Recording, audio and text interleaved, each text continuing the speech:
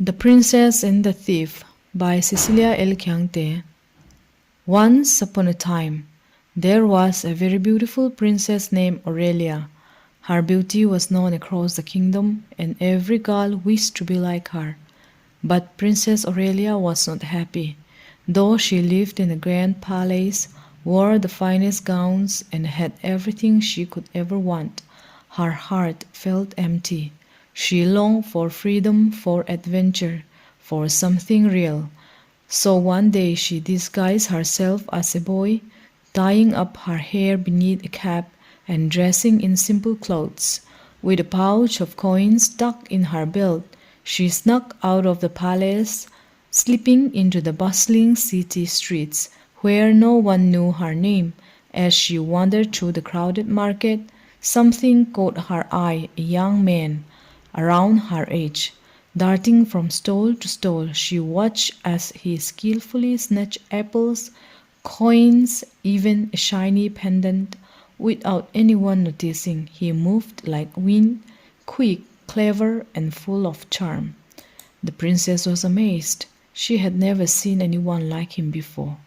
Gathering her courage, she walked up to him and said, "Can I join you?" The young man raised an eyebrow. "Only if you could steal that loaf of bread without the baker noticing," he challenged, pointing at a stall nearby. "Do that and you'll be my partner." Aurelia grinned. She accepted the challenge. She waited, studied the baker's movements, and at the perfect moment, she swiped the loaf. But just as she turned to leave, she accidentally bumped into a customer, and the bread fell to the ground with a thud sound.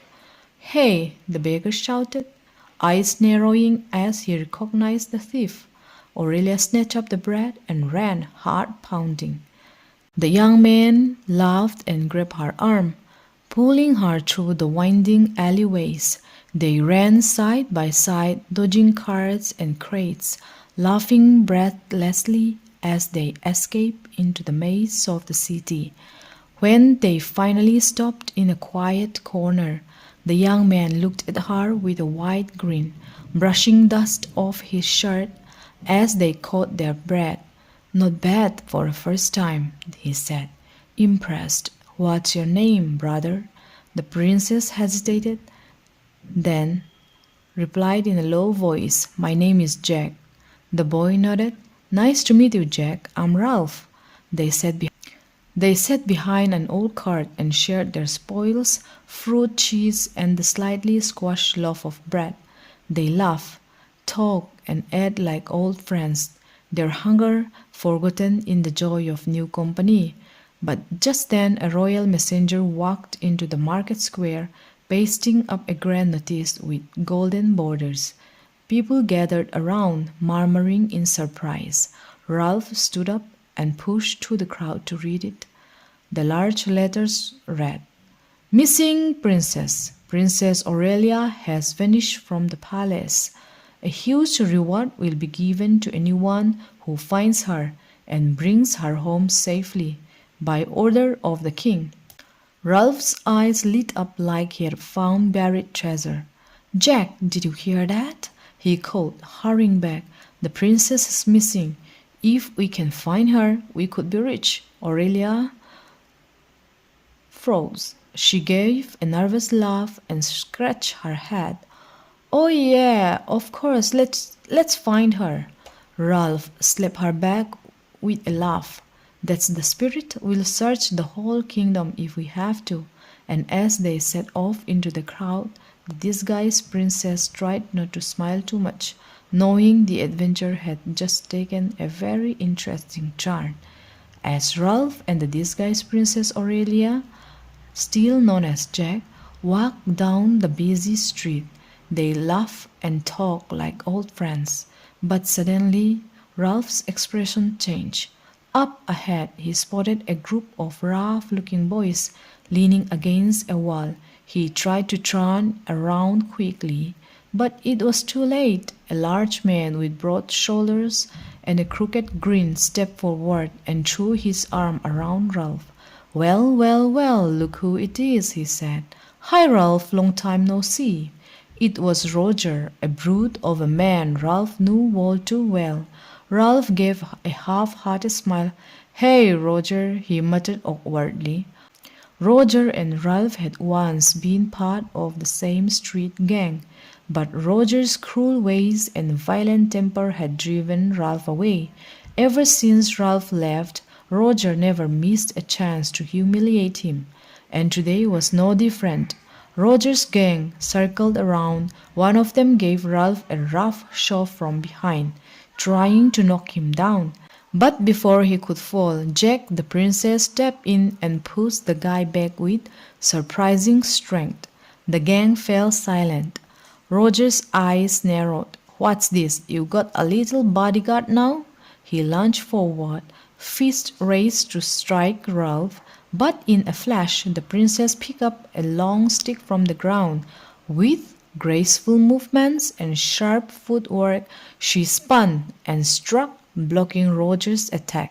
She was quick, too quick. Every time Roger came at them, she dodged, countered, and landed a hit. Her secret short training in the palace gardens was paying off. Ralph stood behind her, laughing hysterically.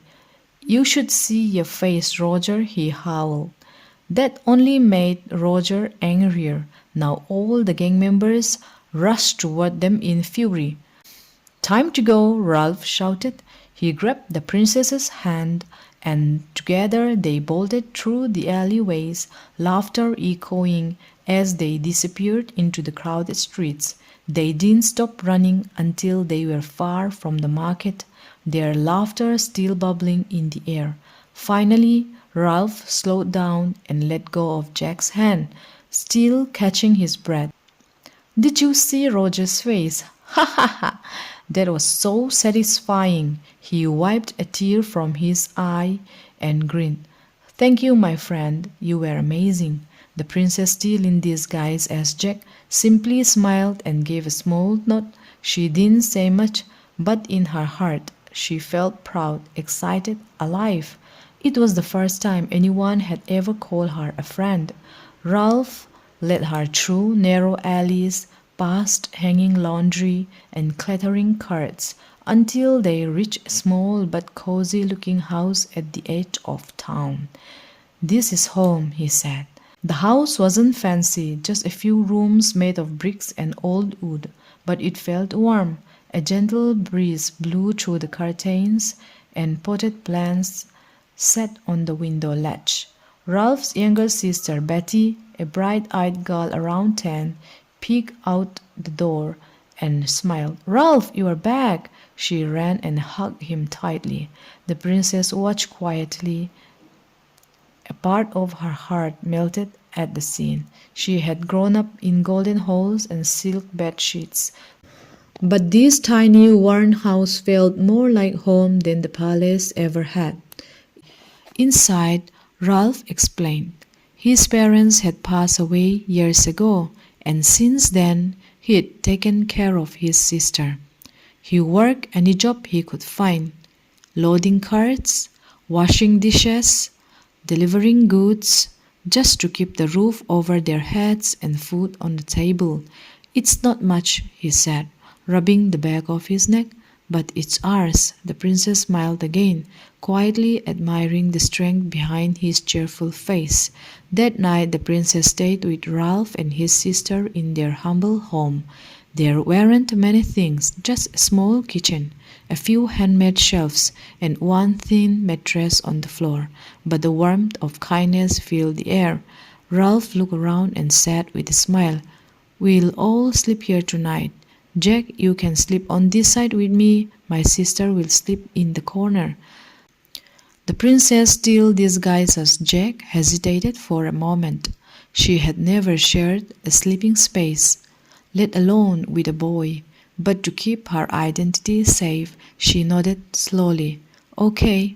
They laid out thin blanket across the floor. Ralph's sister fell asleep first, curled up with a small stuffed bunny. Ralph soon followed, turning to one side and snoring softly. But the princess couldn't sleep. She lay quietly, eyes open, staring at the wooden ceiling. The air was still, and the only sound was the gentle chirping of crickets outside. She thought about her life, the golden halls, the sparkling dresses, the empty smiles. And then she thought about Ralph, about how hard he had worked for his sister, about all the children like her, born in silk but unaware of the struggles outside palace walls. Tears gently filled her eyes. If I ever return to the palace, she whispered in her heart, I will not waste my life in comfort. I will use my power to change the lives of the poor too, bring justice, kindness, and hope. With that silent promise, a peace settled over her. And slowly, with a soft sigh, the princess dozed off under the roof of a stranger, but surrounded by something she had longed for all her life, belonging. Chapter 2 coming soon.